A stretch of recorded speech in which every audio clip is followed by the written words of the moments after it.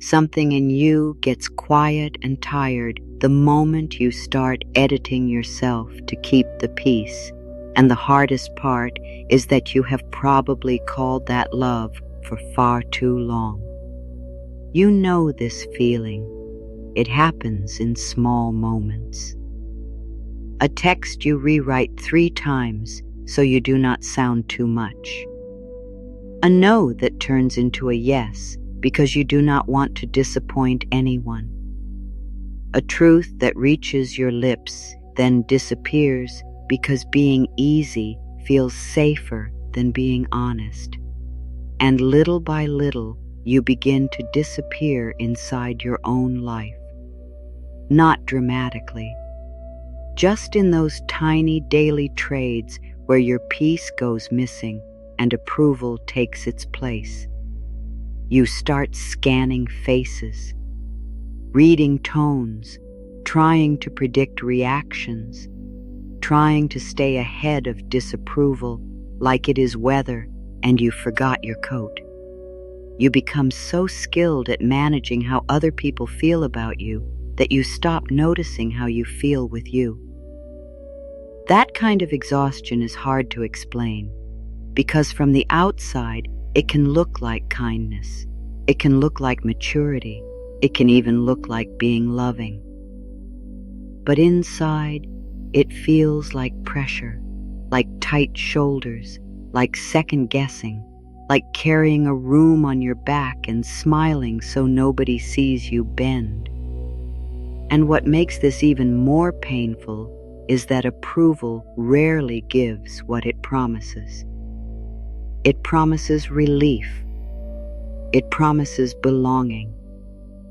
It promises that if you can just get everyone settled, everyone pleased, everyone okay with you, then you will finally be okay too. But peace does not arrive. There is only the next moment, the next person, the next adjustment, the next performance, the next silent betrayal you try to call normal. So let me say something clearly. You are not failing at life because you are too sensitive. You are not overwhelmed because you care too much. For many people, what drains the spirit is not caring. It is contorting. It is living as if your worth depends on how comfortable other people are with the real you. And here is the paradox that changes everything. Life often begins to feel kinder when you stop organizing yourself around approval and start organizing yourself around peace. Not because the whole world suddenly becomes easy, not because everyone claps for your boundaries, not because every relationship survives your honesty, but because your inner life stops fighting a war it was never meant to fight. That is where the shift begins.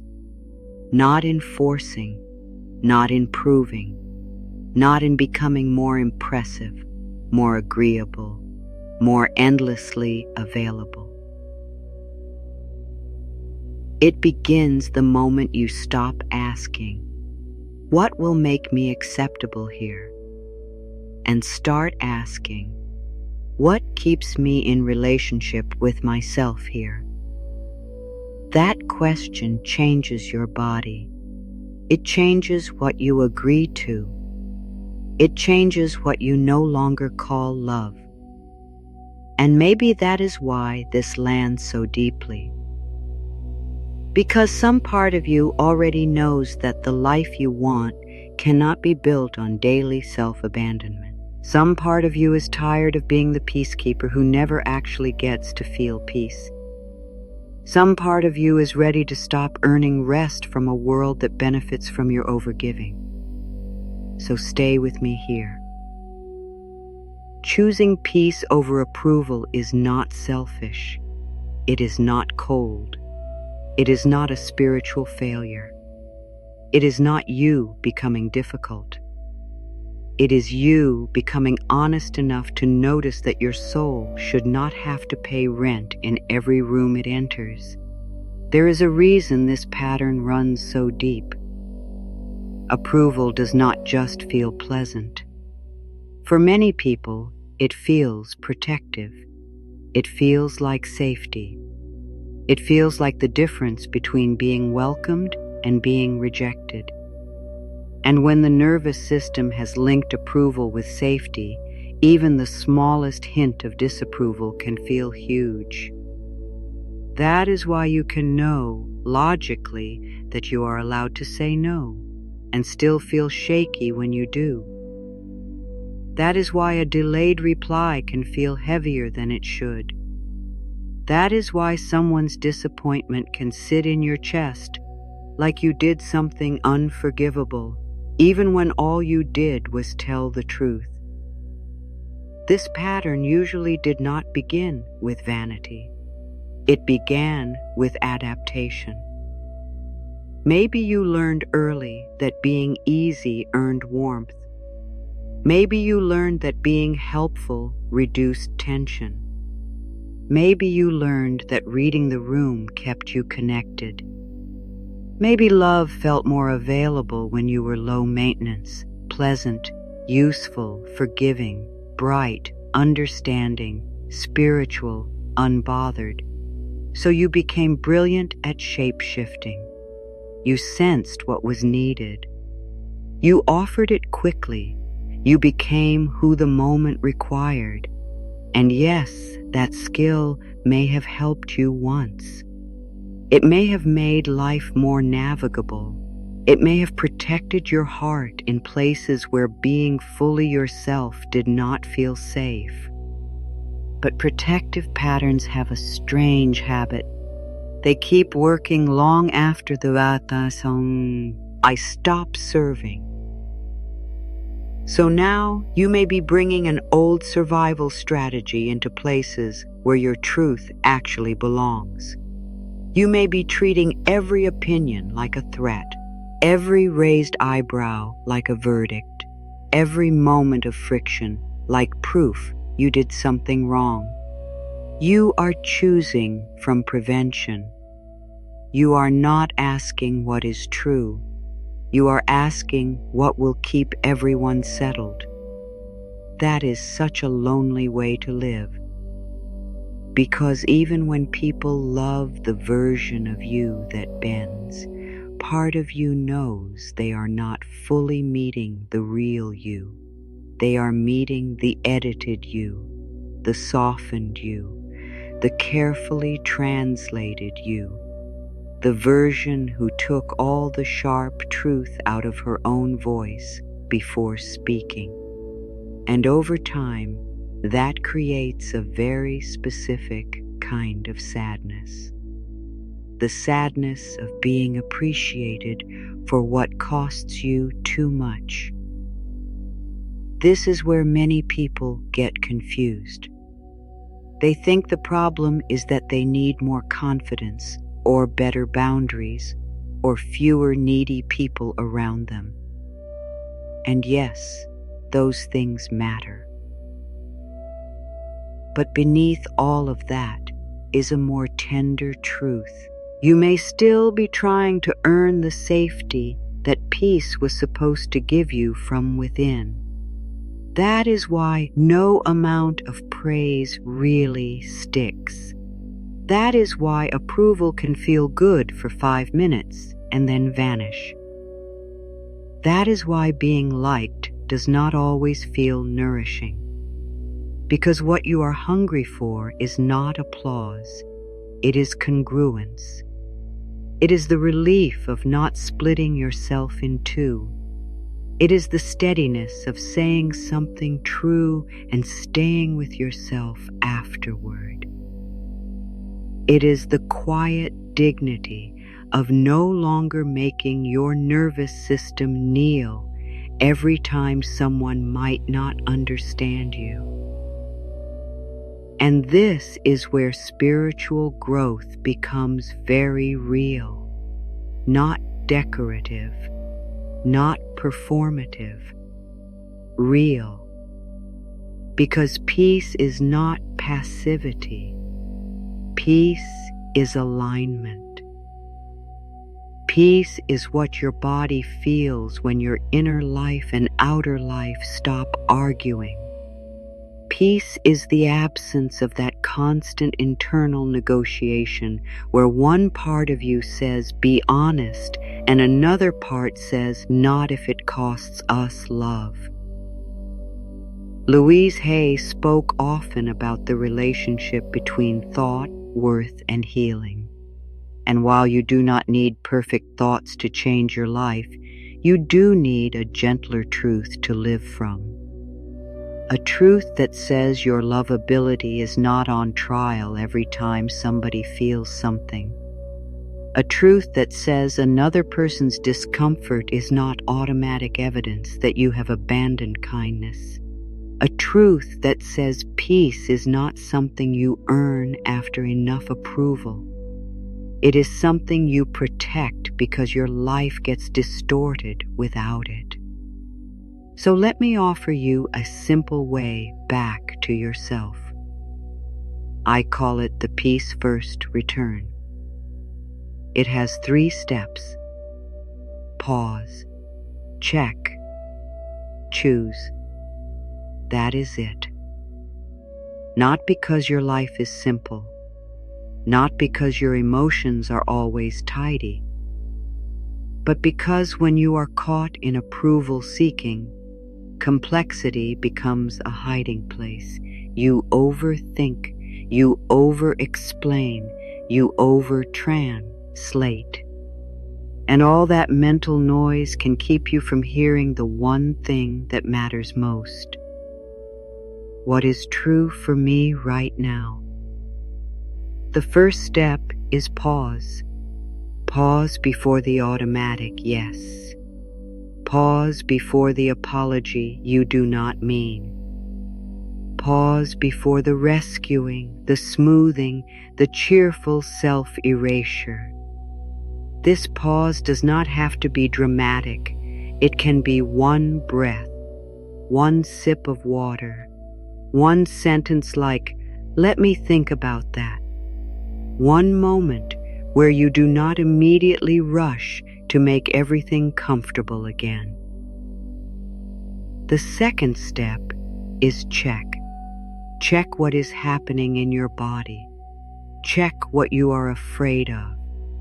Check whether your answer is coming from care or from fear. Check whether peace is present or whether performance just put on a nice sweater and called itself love. This step matters because the body often knows before the mind admits it.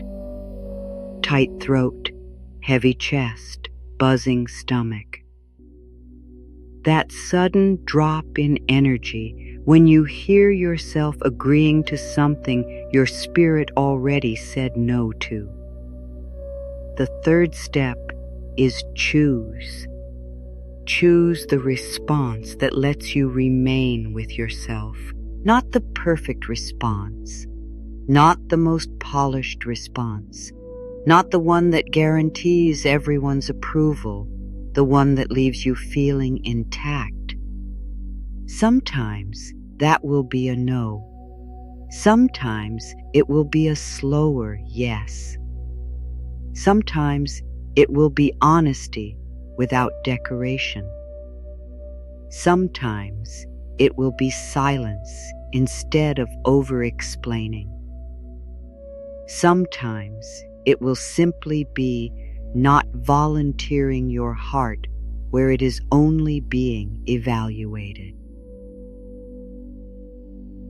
Pause, check, choose. The Peace First Return is not about becoming rigid. It is about becoming reachable to yourself again. Now let me make this practical because insight is beautiful, but daily life is where all of this either becomes real or remains a lovely sentence you nod at, while still texting yes to things you absolutely do not want to do. Start small. That matters. Do not wait for the giant life-defining moment where you finally become the kind of person who sets one dazzling boundary under moonlight with perfect posture and glowing skin. Real change is usually less cinematic, more ordinary, more powerful. It begins in little scenes. A friend asks for a favor on the one evening you actually need rest.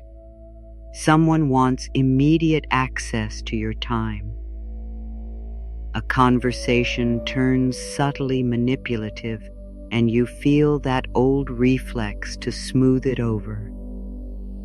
You receive a message and instantly feel pressure to answer in the exact right tone, so no one can possibly misunderstand your humanity.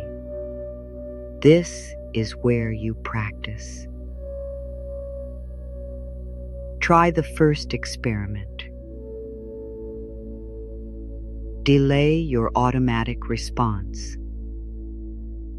When someone asks something of you, give yourself 30 seconds or 10 minutes or a full day if needed. Use simple language.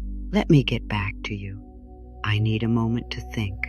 I will check and let you know. Notice what rises when you do this. Notice the discomfort. Notice the urge to rush in and prove you are still kind, still good, still safe to love. That discomfort is not proof you are doing something wrong.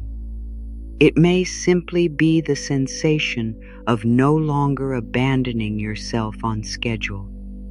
Try the second experiment. Tell a smaller truth sooner. Not a dramatic speech, not a grand confrontation. Just one honest sentence in a place where you usually over-edit. I do not have the capacity for that today. That does not work for me. I need more time. I am not comfortable with that.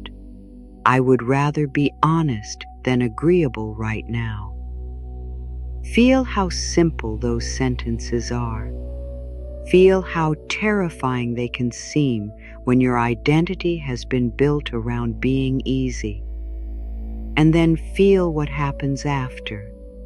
Not always externally, internally. Because every time you tell a small truth without punishing yourself for it, trust begins to grow. Not loud trust, quiet trust. The kind that says, I am still here. I did not leave me this time. Try the third experiment. Notice where your body relaxes. After an interaction, do not just ask, did they like me? Ask, did I feel steady? Did I get tighter or softer? Did my body brace? Did my breathing change? Did I leave that conversation with more of myself or less? This is one of the most loving questions you can learn, because approval can be misleading. A room can praise you while your nervous system quietly begs for exit signs. A person can call you wonderful while your body feels like it just worked overtime. Attention is not the same as safety. Being wanted is not the same as being met. And here is what most people miss. When you choose peace, you do not become less loving. You become less available for distorted forms of love. That is different. You may stop volunteering for dynamics where your goodness is measured by how much inconvenience you can absorb. You may stop translating your needs into apology language. You may stop calling emotional exhaustion a sign that you are being generous. You may stop confusing being easy to consume with being deeply connected. Some will deepen. Some will resist. Some will reveal themselves very quickly. And yes, that can feel scary. Because whenever you stop overfunctioning, the people who benefited from your overfunctioning may call the new version of you distant, or selfish, or different. You are different. That is the point. You are no longer donating your peace to maintain a role. And can we be tenderly honest for a second? Some of you have been doing emotional customer service for so long that your spirit deserves an out-of-office reply and a cup of tea. No wonder you are tired. You have been trying to maintain 5-star reviews in rooms that were never qualified to grade your soul. A little laugh helps here, because this pattern gets heavy. And sometimes humor is kindness with the pressure valve open. So yes, smile if that landed. Then come back with me. Choosing peace may also mean disappointing the version of you who was praised for being endlessly accommodating. There can be grief in that. Grief for the identity that helped you survive. Grief for the image of yourself as the one who can always hold everything together. Grief for the approval you know you might receive less of when you stop performing familiarity for other people's comfort. Let that grief be real. You do not need to shame yourself for missing the old strategy. Of course you miss it. It got results. It helped you belong in certain rooms. It gave you scripts. It gave you a sense of control. But control is not the same as peace. Peace has more breathing room than control. Peace can tolerate being misunderstood. Peace does not need every room to soften before you can stay rooted in yourself. Peace lets you be kind without becoming consumable. So as you practice the peace first return, keep it gentle. Pause. Check. Choose. Use it before accepting invitations. Use it before explaining yourself too much.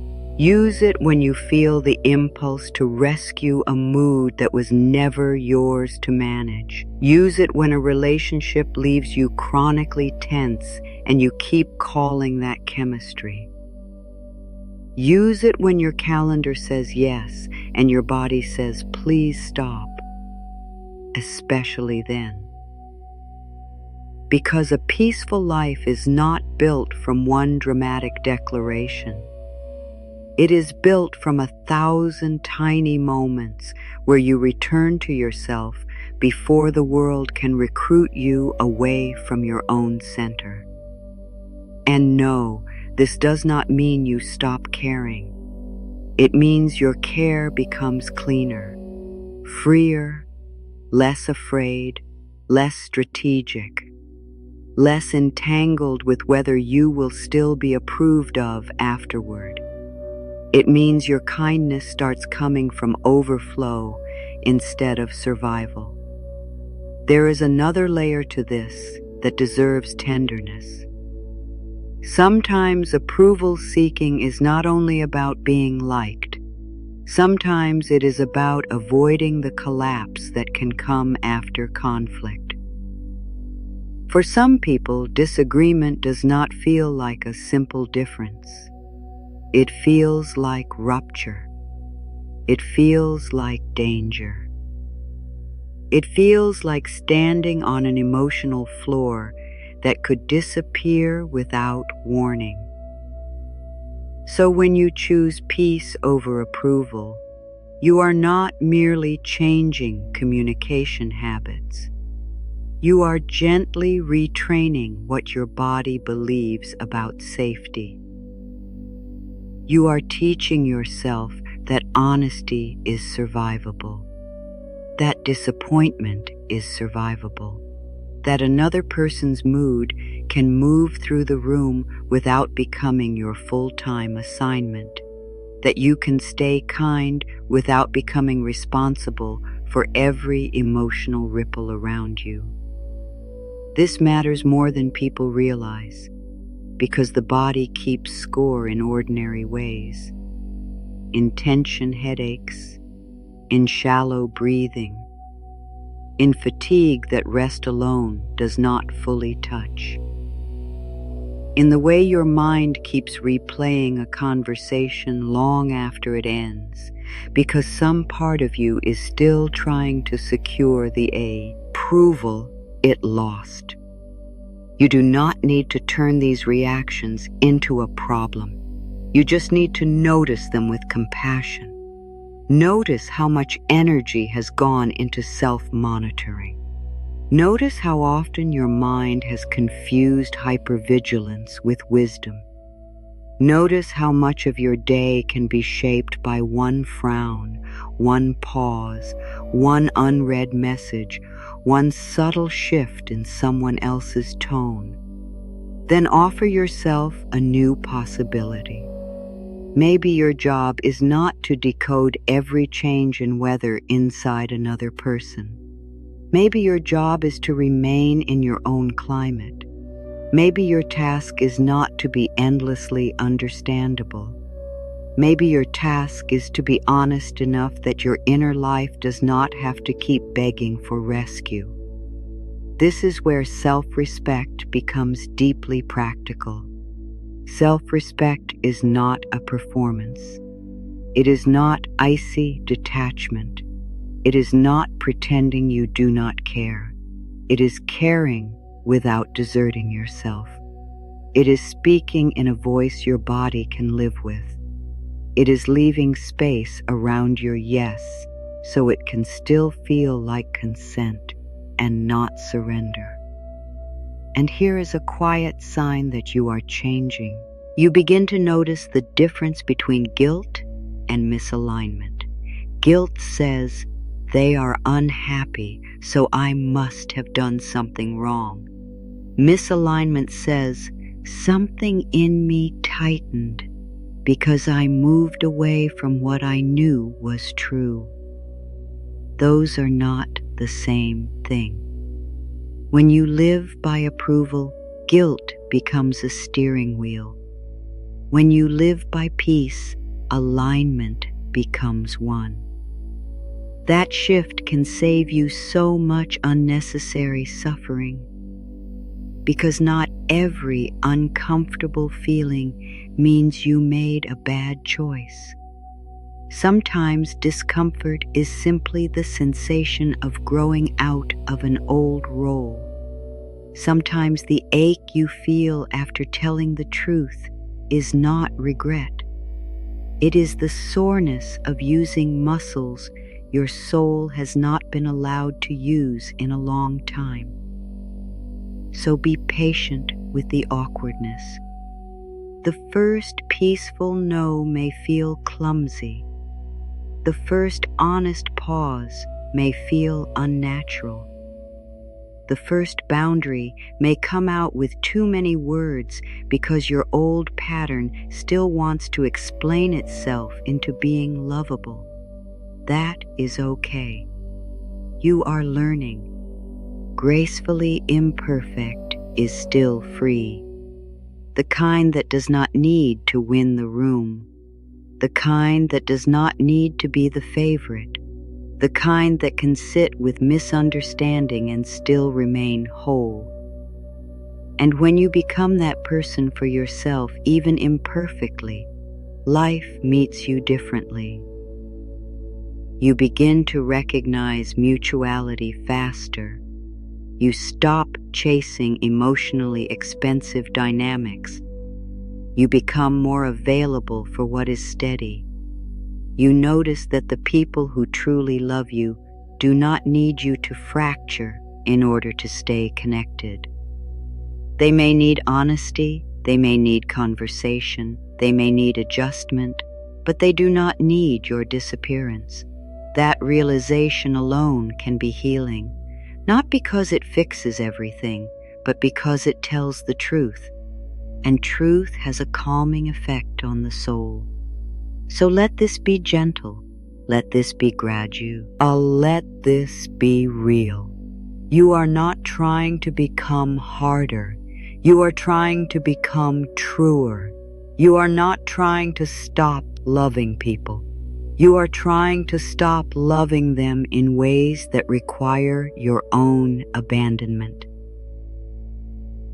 You are not trying to escape discomfort forever. You are learning which discomfort leads to freedom and which discomfort is simply the cost of betraying yourself. That discernment is wisdom. And wisdom, my love, is so much quieter than performance. Now let me say something that may meet you very deeply. You are allowed to stop auditioning. You are allowed to stop performing calm while chaos grows inside you. You are allowed to stop handing out pieces of yourself just to keep other people comfortable. You are allowed to stop proving that you are easy to love by becoming difficult to find within your own life. Let that reach you. Because many people never received this permission. They learned duty. They learned politeness. They learned spiritualized self-denial. They learned to be strong, to be pleasant, to be forgiving, to be the bigger person, to rise above, to understand, to not make a fuss. And somewhere in all that goodness, they lost the simple human right to remain with themselves. So I want to say it plainly. You do not have to earn the right to your own peace, not by being more useful, not by being less needy, not by being more evolved, not by smiling through what hurts,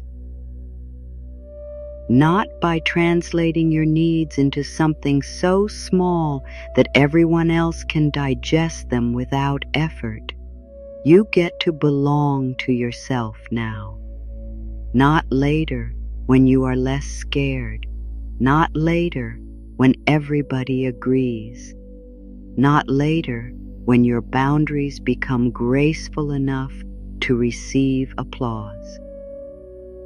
Now, you get to choose the conversation that does not cost your nervous system so much. You get to choose the pause before the reflex. You get to choose the slower life over the performative one. You get to choose the honest answer over the approved answer. And yes, sometimes that choice will tremble. Do it trembling. Peace does not require a fearless body. It only asks for an honest one. If your voice shakes, you are still allowed. If someone does not like your boundary, you are still allowed. If guilt rises after you choose yourself, you are still allowed. If part of you wants to run back and undo your honesty just to restore familiarity, you are still allowed. This is what growth often looks like. Not a sudden absence of fear, a new refusal to betray yourself because fear is present. And maybe this is the line your heart has been waiting for. You do not need to set yourself on fire just to prove you are warm. You do not need to become smaller so other people can stay unchallenged. You do not need to keep confusing self-abandonment with virtue. You do not need to keep calling it peace when all you have really built is silence around your own needs. Real peace has your name in it. Real peace does not ask you to disappear. It does not reward you for dissociation. It does not bloom in the soil of chronic self-correction. Real peace feels like wholeness, like exhaling without checking the room first, like telling the truth and not chasing after it with 12 clarifying messages and a tiny emotional gift basket. Now I know what you might be thinking. But what if choosing peace changes everything? Yes, it might. It might change the pace of your life. It might change who has access to you. It might change how often you say yes. It might change how quickly you respond. It might change which relationships can continue in the same form. And that can feel like loss. But stay with me here.